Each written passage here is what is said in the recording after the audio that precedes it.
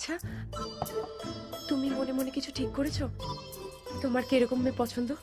যেহেতু আমি লম্বা, আমার বউ লম্বা হতে হবে আমার মতো। লম্বা? লম্বা দিয়ে কি করবে? সিলিং ফ্যান পরিষ্কার করবে? অদ্ভুত, মেয়েদের হাইট ছেলেদের কাঁধ অব্দি হওয়া উচিত, তাহলে ঠিকঠাক ম্যাচ করবে।